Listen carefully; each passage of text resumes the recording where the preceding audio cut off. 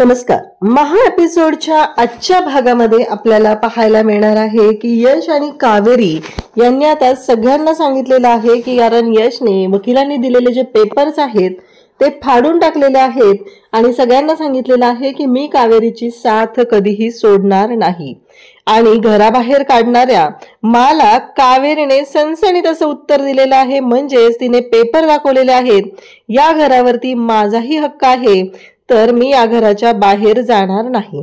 कितीही अमृताने कारस्थानं केली, यशला संपवण्याचा प्रयत्न केला, तरीही कावेरीने जाऊन अगदी रणरागिणी बनून यशचा जीव वाचवलेला आहे।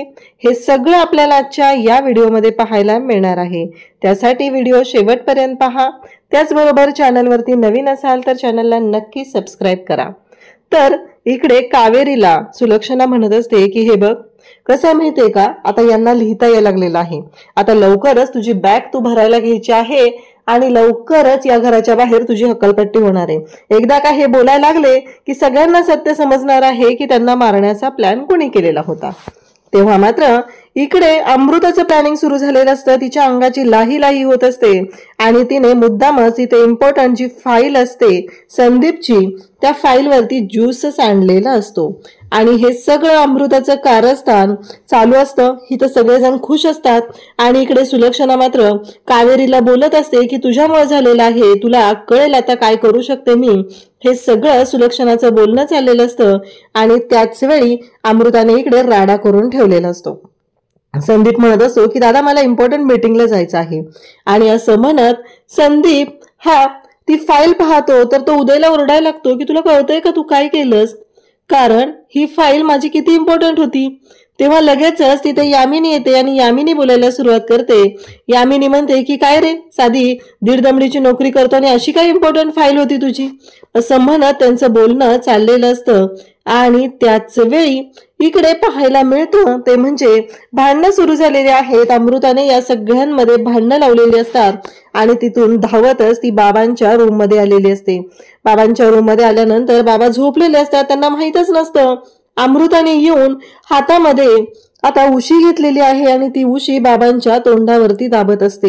इकडे लगेचच पौर्णिमा भांडायला सुरुवात करते, माझ्या मुलाबद्दल असं बोलायची हिंमत कशी झाली, कारण माझ्या मुलाचं काय चुकलेलं आहे। प्रत्येक वेळेस वहिनी तुम्ही जसं माझ्याशी वागता तशी तुमची मुलं सुद्धा माझ्या मुलासोबत वागत आहेत, हे बोलणं चाललेलं असतं।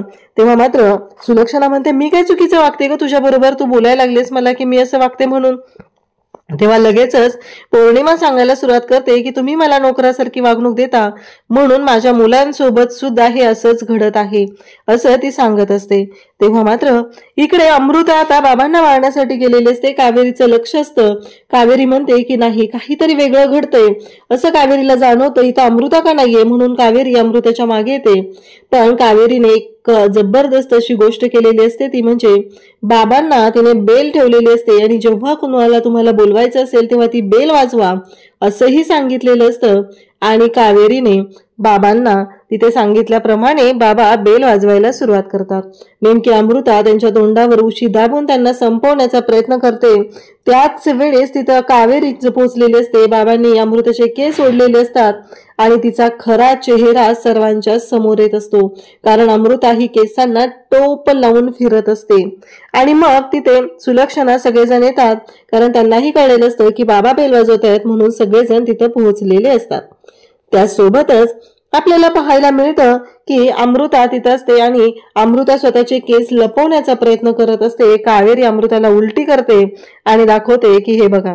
तेव्हा मा म्हणते की हे सगळं काय आहे, तेव्हा कावेरी बोलायला सुरुवात करते की ही सगळ्यांना फसवतीये, हिनेच बाबांना संपवण्याचा प्रयत्न केला होता, बाबांना मारण्याचा प्रयत्न केला होता, आज ही तेच करायला ती आली होती। ही केसांचा मुखवटाच नाही नुसता निघलेला, तर तिने आतापर्यंत जे कांड केलेलं आहे ते कांड सुद्धा समोर येणार आहे, तिचा खरा चेहरा समोर येणार आहे। उदय भाऊजी तुम्हाला वाटतंय ना तुम्ही त्या पेपरवरती ज्यूस सांडलं नव्हतं, तर हो तुम्ही त्याच्यावरती ज्यूस सांडलंच नव्हतं, कारण त्या पेपरवरती ज्यूस हिनेच आणलं होतं आणि ही आत्ता इकडे आलेली होती सगळ्यांच्या समोर, कारण तिला सगळ्यांना दाखवून द्यायचं होतं आणि सगळ्यांपासून तिथं सगळ्यांची भांडणं लागलेली होती। त्यावेळेस ही अमृता इथं आलेली आहे आणि बाबांना संपवण्याचा प्रयत्न करत होती, कारण या अमृताला भीती वाटत होती की बाबांना आता बरे झाले तर बाबा सगळं सत्य सर्वांच्या समोर आणतील, म्हणूनच तिनं हे कांड केलेलं होतं।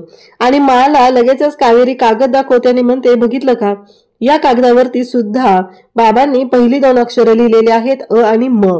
तेव्हा उदय तिथं असतो, लगेचच कावेरी बोलायला सुरुवात करते, तू सांगणार आहेस का मी सांगू, असं म्हणत ती उदयला बोलत असते। तेव्हा उदय सांगतो की मा, कावेरीने केस दान केलेले आहेत, बाबांची तब्येत बरी व्हावी यासाठी कावेरीनं हे अमृताने हे केलेलं आहे, असं म्हणत अमृताची बाजू उदयने घेतलेली असते आणि सगळ्यांना सांगितलेलं असतं।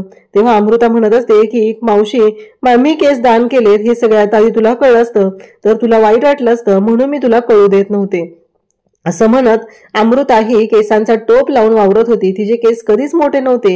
ही गोष्ट जरी कावेरीने समोर आणली असली तरीही इकडे कावेरीच्या बाबतीत अमृताने आणखी एकदा गैरसमज निर्माण केलेला असतो।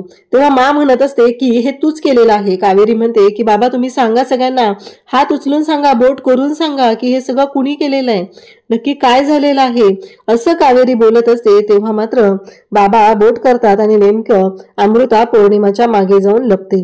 तेव्हा कावेरी म्हणते की काय चाललंय हे सगळं, कारण अमृता आहे तिथं, पौर्णिमा काकूंनी काहीच केलेलं नाहीये, त्यांच्या पाठीमागे अमृता उभी आहे आणि बाबा हात करतायत ते अमृताकडे करतायत, असं कावेरी सगळ्यांना सांगण्याचा प्रयत्न करत असते।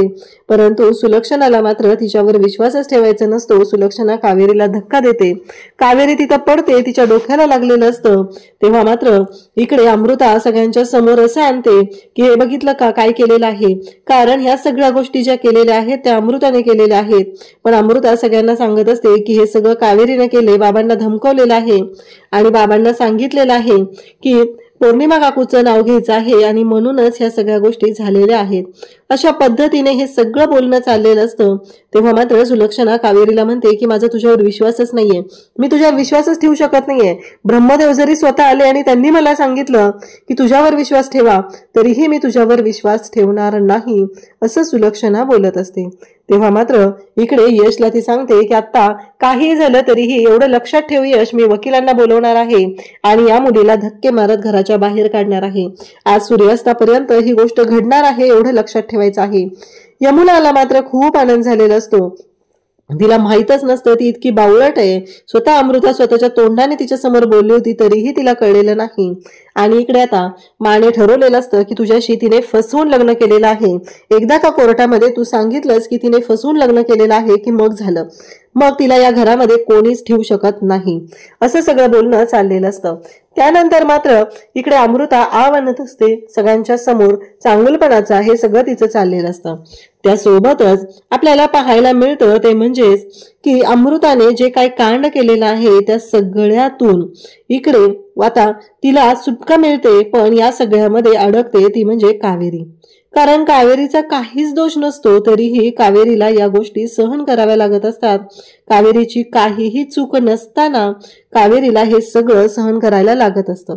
त्याचबरोबर इकडे पाहायला मिळतं ते म्हणजे आता वकील आलेले असतात आणि वकील म्हणतात की हे फोटो पाहिल्यानंतर हे स्पष्ट होते की या लग्न मंडपामध्ये नवरी मुलगी जी आहे ती कावेरी आहे हे कुठंच दिसत नाही, असं हे सगळं बोलणं चाललेलं असतं।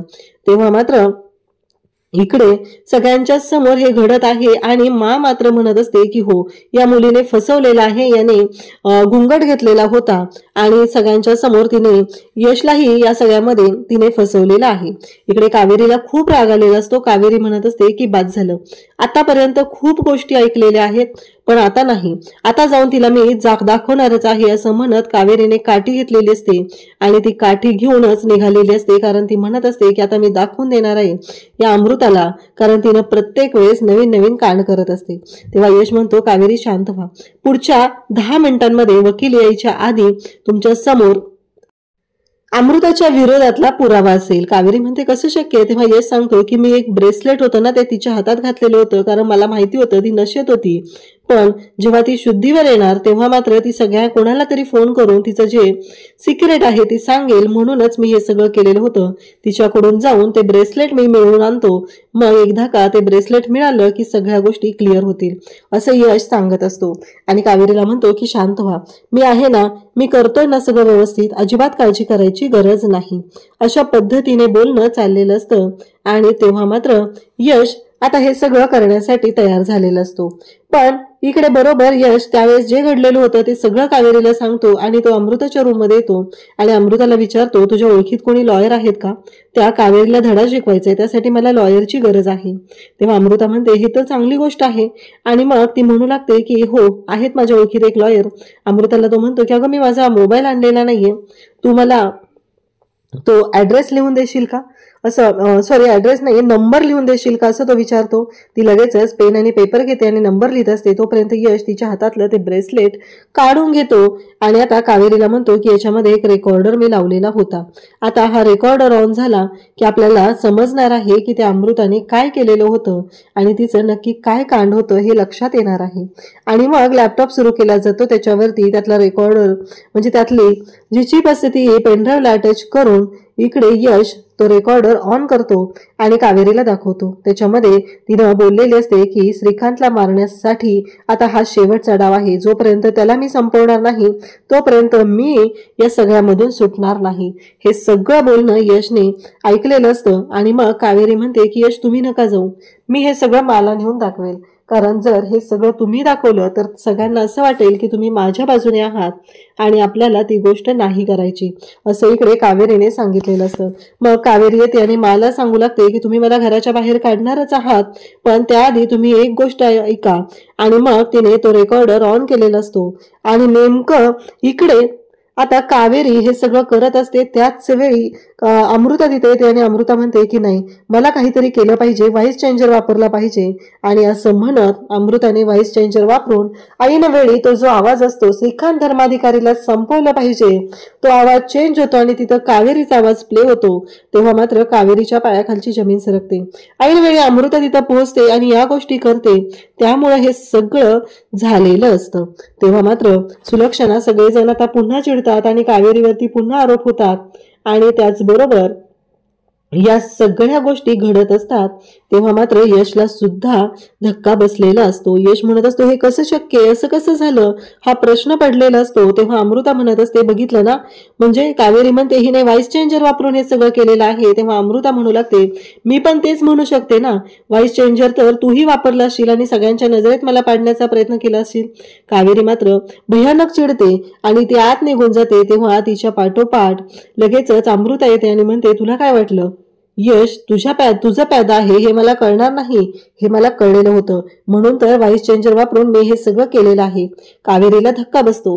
आता इकडे अमृताला खूप राग आलेला असतो. अमृता विचार करू लागते. अमृता म्हणते की नाही, मला आता असं काहीतरी केलं पाहिजे की ज्यामुळं या यशची वाट लागली पाहिजे, कारण सुलक्षणा धर्माधिकारीला संपवण्याआधी तिच्या वाटेमध्ये येणारा हा जो यश आहे त्याला मला संपवावं लागणार आहे, असं अमृता बोलत असते.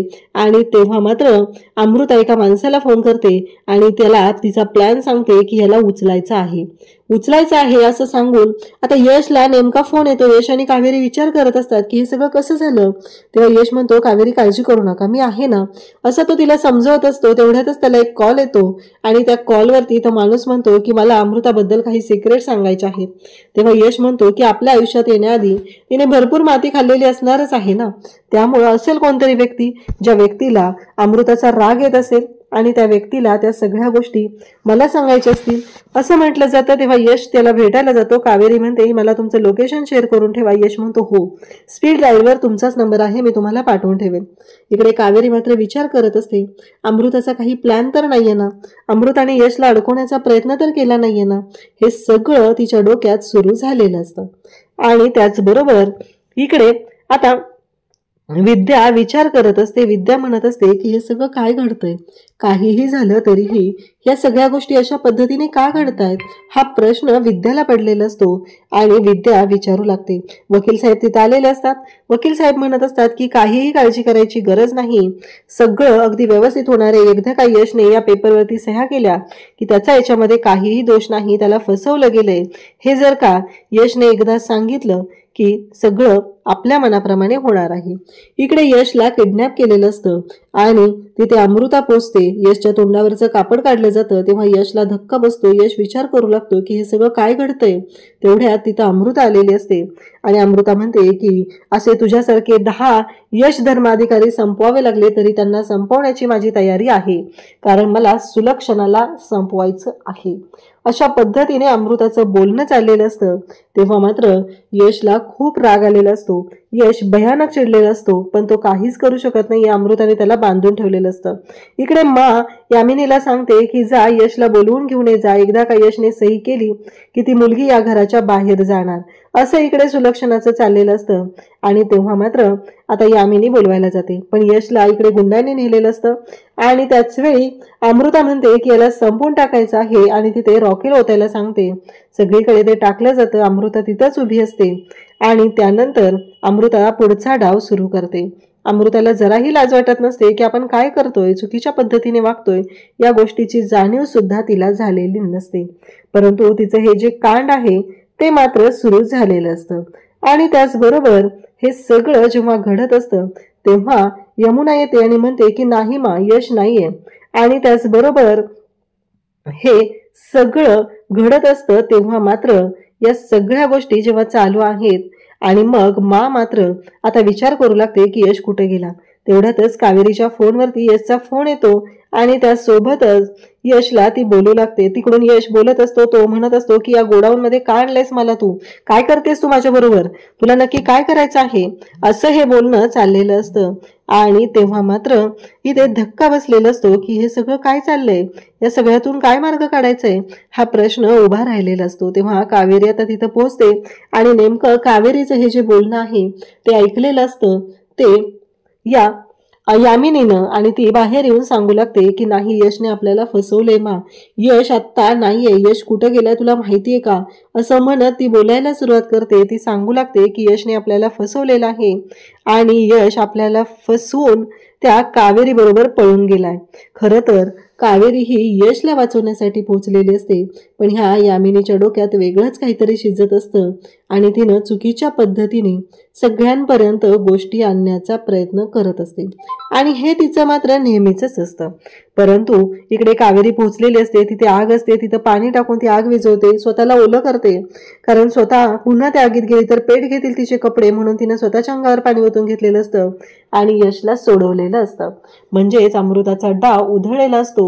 परंतु अमृता एवढी शातीर दिमागाची दाखवली आहे की ती आता घरी पोहोचलेली असते आणि इकडे यामिनी मात्र मूर्खासारखी इकडे माला घेऊन त्या गोडाऊनच्या जवळ पोहोचलेली असते. तेव्हा मात्र यश आणि कावेरीला अशा अवस्थेत पाहते. तेव्हा मला कळतं की यश आपल्याला इतके दिवस झालं फसवतोय.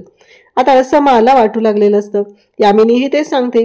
तेव्हा कावेरी त्यांना समजवण्याचा प्रयत्न करत असते, तुमचा काहीतरी गैरसमज होतोय, असं काहीही झालेलं नाही. तेव्हा मात्र यामिनी म्हणत असते की नाही हे दोघंही आपल्याला फसवतायत, इतके दिवस झाले हे दोघं जण एकत्र आहेत. तेव्हा यश म्हणतो की तुझा काहीतरी गैरसमज होतोय, अमृताने मला इथे बांधून ठेवलेलं होतं, अमृताने मला संपवण्याचा प्रयत्न केलेला होता, तिने मला धमकी सुद्धा दिलेली आहे, असं तो सांगत असतो. तेव्हा यामिनी लगेच म्हणते की थांब आपण अमृताला फोन करूया आणि ती कुठं आहे ते पाहूया, असं म्हणत यामिनीने अमृताला कॉल केलेला असतो. आणि तेव्हा मात्र अमृता घरी कॉफी घेत बसलेली आहे हे दृश्य समोर येतं आणि माच्या समोर असं आणलं जातं की बघितलं का, हे दोघं खोटं बोलतायत. तेव्हा यश म्हणतो की नाही काही वेळापूर्वी आता मला धमकी दिलेली आहे, मला संपवण्याचा प्रयत्न या अमृताने केलेला आहे. सगळेजण घरी येतात तेव्हा मात्र आल्या अमृताला विचारायला सुरुवात करते की हे सगळं तू केलेलं होतंस का? यशचं असं म्हणणं आहे की तू त्याला किडनॅप केलेलं होतं आणि त्याला मारण्याचा प्रयत्न केलेला आहे. तेव्हा अमृता म्हणते की काय हे सगळं माझ्यावरती असे आरोप केले जात आहेत, मी काहीच नाही केलेलं. असं जे खोटं नाटक बोलणं तिचं असतं ते सुरू होतं, नाटकी रूप तिचं सुरू झालेलं असतं. तेव्हा मात्र यश म्हणतो की काही तासापूर्वी आता तू मला धमकी देत होतीस अमृता, तू मला संपवण्याचा विचार करत होतीस आणि आता तू खोटं बोलतेस, असं तो सांगत असतो. तरीही त्याच्यावर मात्र कोणीच विश्वास ठेवत नाही.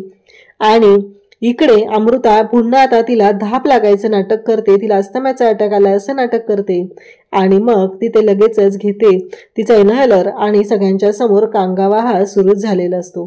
या सगळ्या गोष्टी घडत असतात तेव्हा यश सगळ्यांना सांगण्याचा प्रयत्न करत असतो, पण त्याच्यावरती मात्र कोणालाच विश्वास ठेवायचा नसतो. आणि त्याचबरोबर यश आणि कावेरी सांगत असतात की हे सगळं अशा पद्धतीनं झालेलं होतं, पण त्याच्यावर कोणीच विश्वास ठेवत नाही. इकडे विद्या म्हणत असते की बरोबर आहे, कशाला कोणी विश्वास ठेवेल, हे सगळं काय चाललेलं आहे, असं विद्या बोलत असते. तेव्हा मात्र आता वकील तिथं आलेले असतात आणि म्हणते की बस झालं, आता या पेपरवर सही कर. आणि तेव्हा मात्र यश ते पेपर घेतो आणि ते पेपर फाडतो आणि म्हणतो की मी या पेपरवरती सही करणार नाही. यशने स्पष्ट शब्दात सांगितलेलं आहे की मी या पेपरवरती सही करणार नाही. तेव्हा मात्र आता सगळ्यांनाच धक्का बसलेला असतो.